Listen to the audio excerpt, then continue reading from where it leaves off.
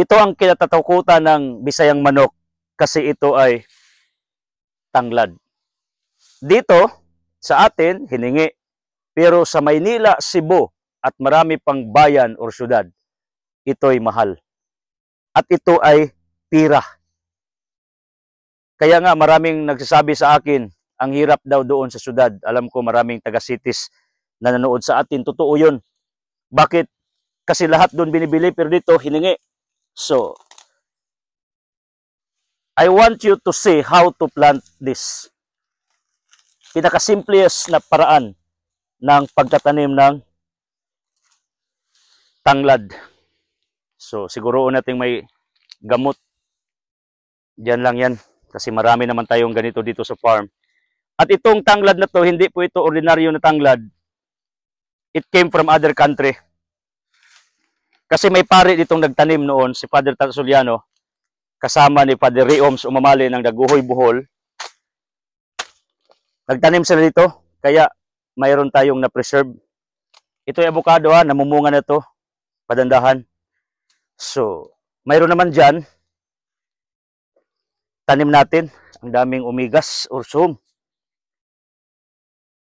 So, paano magtanim? Ganito lang. Pwede rin, may dahon pa. Yung isa, tinanim ko, may dahon pa. May mga nagbasa akin, bakit may dahon?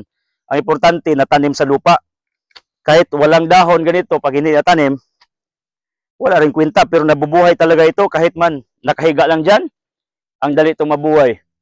So, the basic example of planting tanglad or lemongrass, if not mistaken. So, ganito lang. Magbutas ka. Nakita, Tors? Kita mo. Kuha ka ng lupa dito sa loob.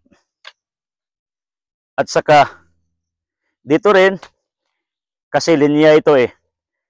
Then, according to study, itong lemongrass or tanglad, this will help to prevent soil erosion. Itong tanglad. Kaya maganda rin itong paramihin sa mga gilid-gilid ng iyong mga bahay. Lalo na pag yung lugar mo tulad dito ba, slope, yung hindi patag, dito rin isa. Ito lang magtanim. May mga tao ngang binabas ako at nagagalit, bakit daw tinuturuan ko kayo sa mga bagay na alam naman daw nila kasi simple. Bakit ba makialam ka sa buhay ng iba? Kahit totoo, madali lang ito, pero mayroon talagang ibang tao na hindi pa nakakita ng pagtatanim ng ganito. Pwede ito sa kaang o saan man. Ito, lagay mo. Ito. Then, lagyan mo ng lupa. At saka, ito rin, dito natin ilibing or ibaon. May nag-correct sa akin, the exact term, pag magtanim daw, ibaon sa lupa. Thank you for those people na nagtulong sa akin. Si Chris nga ng Iceland, nagpasalamat sa atin kasi nakita niyang nagtatanim ako ng niyog. Ito, I don't know, mabuhay ito pero let's try.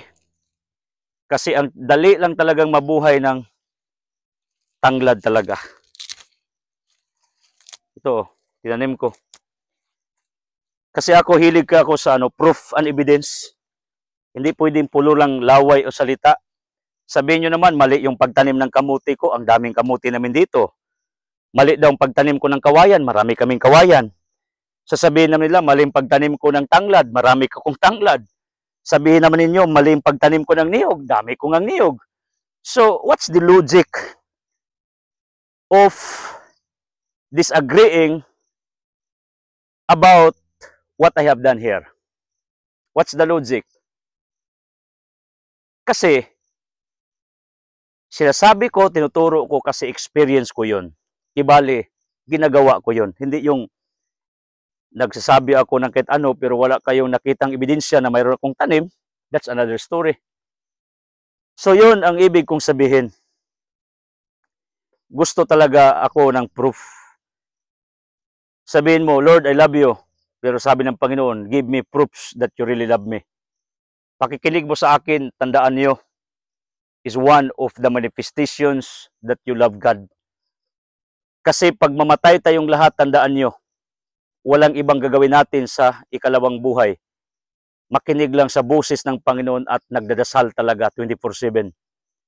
Kaya nga, itong farming, itong mga bagay na busy tayo, wala na to.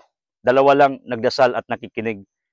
Kaya lahat ng taong nag-follow sa akin, I am now turning 63,000 this time. Running 63,000 na po tayo. Araw-araw nagdagdag ng more or less 1,000 newest followers.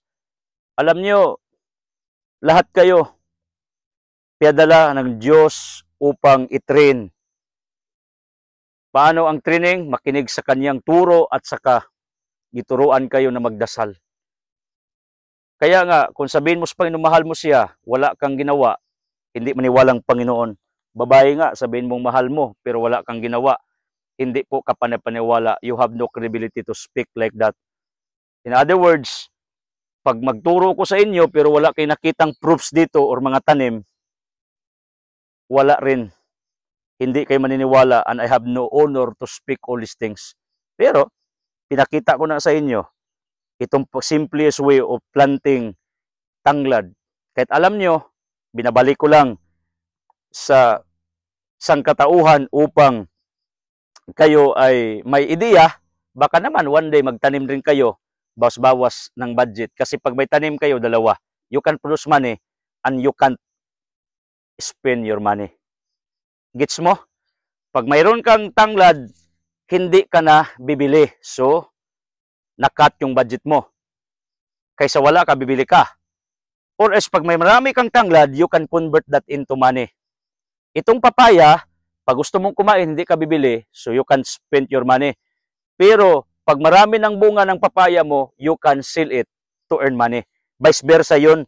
Yun ang kagandahan pag mayroon kang bagay na pwede mong kainin or pwede mong ibenta. Okay? God bless.